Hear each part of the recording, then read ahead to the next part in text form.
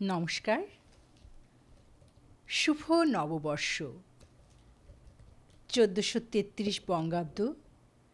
নববর্ষ মানেই নতুন স্বপ্ন, নতুন আশা, পুরনো দুঃখ কষ্টগুলো ভুলে এগিয়ে যাওয়া। নতুন দিনের আলোয় পহেলা বৈশাখের শুভ লগ্নে হৃদয় থেকে জানাই শুভ বাংলা নববর্ষ।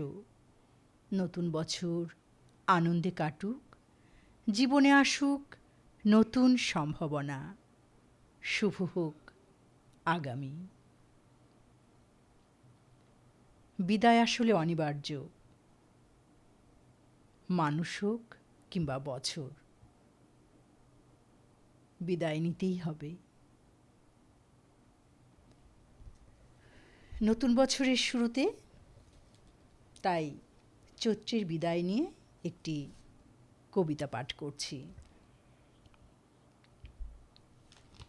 শিরোনাম চৈত্র।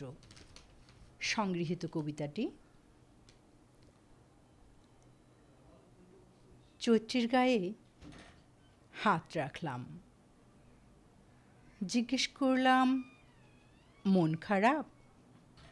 সে হাসল, বলল সমাপ্তি অনিবার্য। আমি বললাম কি রেখে যাচ্ছ?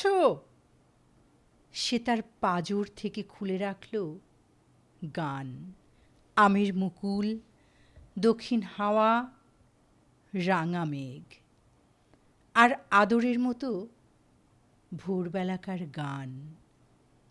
বললাম কিন্তু এসব তো থাকবে না। আগুন ঝরবে, নিঃসৃত হবে দীর্ঘশ্বাস, দারুণ উষ্ণতায় গলে যাবে স্রোত, শুষ্কতায় তৃষ্ণায় হাহাকার করবে বায়ু। চৈত্রের ঠোঁটে আলতো অভিমান। একদিন তো চলে যেতে হয়, বেঁধে রাখে না তো কেউ। আমার কুঞ্চিত ত্বক, এলোমেলো চুল, বার্ধক্যে ঝুঁকে পড়া দৃষ্টি, আমার গায়ের উপর আমের মুকুলের গন্ধ এসে পড়ল। আমার পায়ের কাছে হাওয়া এসে খুব খানিক হাসল। আমার উত্তর পর্ব তাড়া দিল, বলল তুমি গেলে আমার আসার পালা। যাও যাও চৈত্র, শীঘ্র যাও। তোমার অবসান না হলে বৈশাখ যে আসবে না। প্রবল অগ্নিতে সূচি হবে না ধরণী। গাছের ছায়ায় আঁচল পেতে দেবে না স্নেহ। আমার দৃষ্টি ঝাপসা, পাঁজর খুলে রেখে গেলাম গান। চৈত্র পবনে, মনোচিত্ত বনে, বাণী মঞ্জরি সঞ্চলিতা। ধন্যবাদ। আবার সবাইকে নববর্ষের শুভেচ্ছা জানাচ্ছি।